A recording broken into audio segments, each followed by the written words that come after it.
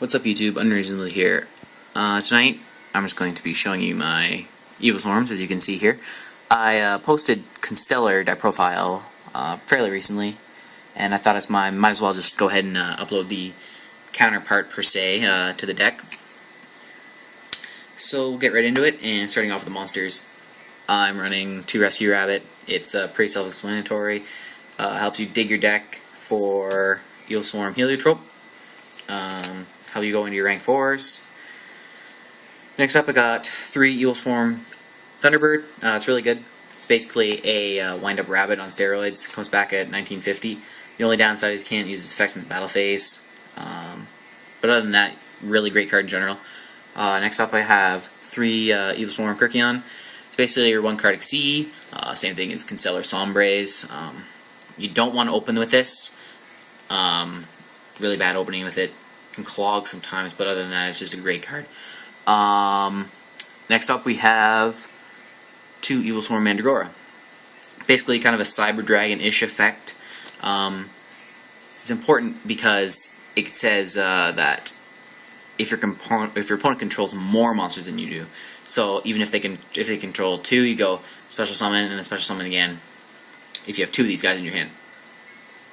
Next up, running 3 Evilswarm Caster, basically your double summoner. Cannot be Veiled or Fiendish Chain, which is very important. And then I am running 1 Dark Arm just because everything is dark, everything in this deck is dark. And especially if you're going second and you try and make an Ophion play and they solemn it or whatever, you have instantly 3 Darks Engrave. So that is it for the monster lineup. Spell lineup, I'll start off, I guess, the Trinity, Born Dark Hole, and Heavy Storm. Some of these get sided out accordingly, depending on the matchup. I'll side out Heavy Storm for things like Dragon Ruler, which it really has no bearing on. Same thing with the 3 MST. I usually keep 1 in though for dragons because hitting that breakthrough skill is so essential, because once they turn off Ophion, it's pretty much game over from there. And of course, the obvious 3 Pandemic. I'm running 1 Dress just to protect that Ophion, 1 Allure just because everything is dark, and 1 Rhoda because I want to get Caster to my hand faster.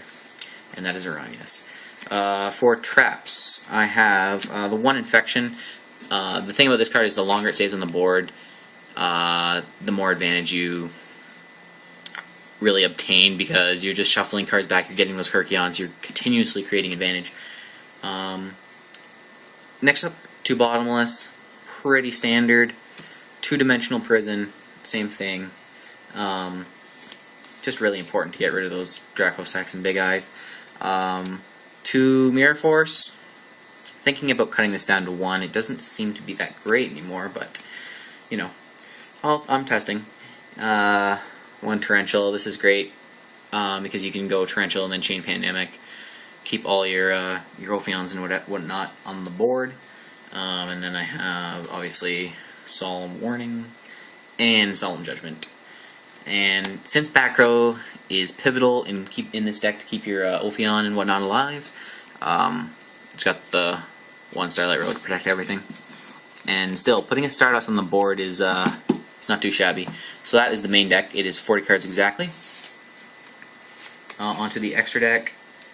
And yes, I am running 3 Ophion. Some people say 2, but those Dragon Ruler matchups, you want to make sure that you have 3. Next, I have Ouroboros.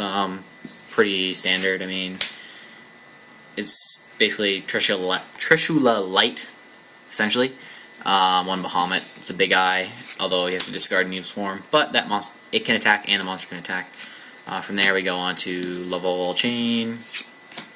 Emerald is really good because you can recycle your, or not recycle. Well, you can recycle your cards, but you can also special summon a Heliotrope from the graveyard.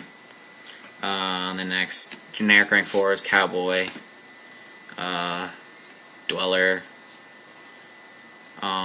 This is kind of a tech, Heroic Champion Excalibur, just because double caster does happen, and putting a 4000 beat stick on the field is it's pretty damn good. And then 1 Maestroke, because it's still really good, this format, despite what people say. 1 Pearl kind of helps in the mirror match just to get over that Ophion, even though Ophion doesn't really do anything in the mirror match. That's why I like when people go first turn Ophion against me. It's just kind of funny. Shockmaster, because it's fairly easy to make. I mean, and then just against like Prophecy, call spells. That's pretty much game from there. E-Dragons, monster effects. Then I got 1 Utopia. Just because if I had a Diamond Direwolf, I'd cut this, or a Black Shovelcorn really, and then I got the Stardust for the Starlight Road. So yeah, that's my Evilswarm deck profile. It's pretty standard, I think. Let me know in the comment section below if you have any suggestions on how I can improve it, and I'll talk to you later.